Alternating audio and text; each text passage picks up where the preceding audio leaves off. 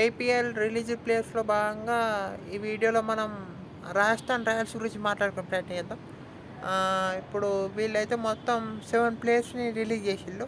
అందులో 4 ఇండియన్స్, ముగ్గురు overseas players ఉన్నారు. 4 ఇండియన్ ప్లేయర్స్ గురించి మాట్లాడుకుంటే అయితే అశోక్ శర్మ, కృణాల్ రాథోర్, ఇంకా మీకు ఆకాష్ మధ్వాల్, కుమార్ కార్తికేయ, ఈ నలుగురు ఇండియన్ ప్లేయర్స్.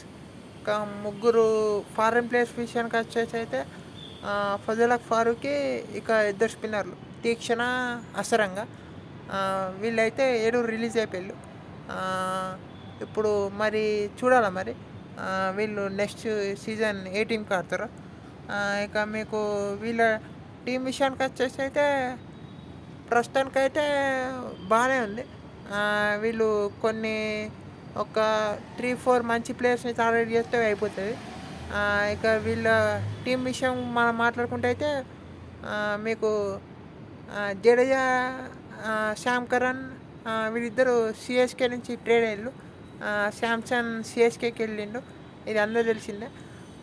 మీకు ఇక ఢిల్లీ నుంచి డోవన్ ఫెరీరా ఆర్ఆర్కి వచ్చిండు. నితీష్ రాణా అటు వెళ్ళిండు. ఇక మీకు ఇక టీం గురించి మాట్లాడుకుంటే అయితే ఆల్రెడీ జైస్వాల్, సూర్యవంశీ, ప్రస్తుతం డోవన్ ఫెరీరా అనుకున్నాం 3లో. టాప్ 3 బాగుంది. ఇక మీకు రియాన్ పరాగ్, ధ్రువ్ జురెల్, షిమ్రాన్ ఎట్మైర్, ఇక్కడ దాకా బాగానే ఉంది. మీకు కావాలనుకుంటే ఇప్పుడు 7లో జడేజా, 8లో శ్యామ్ కరణ్. బ్యాటింగ్ అయితే సెట్ అయింది అనుకోవాలి. ఇక బౌలింగ్లో కూడా మీకు ఆర్చర్, తుషార్ దేశ్పాండే, సందీప్ శర్మ ఉన్నారు. బౌలింగ్ కూడా ఇంకో ఫాస్ట్ బౌలర్ని టార్గెట్ చేయొచ్చు. స్పిన్ బౌలర్స్ కావాలి.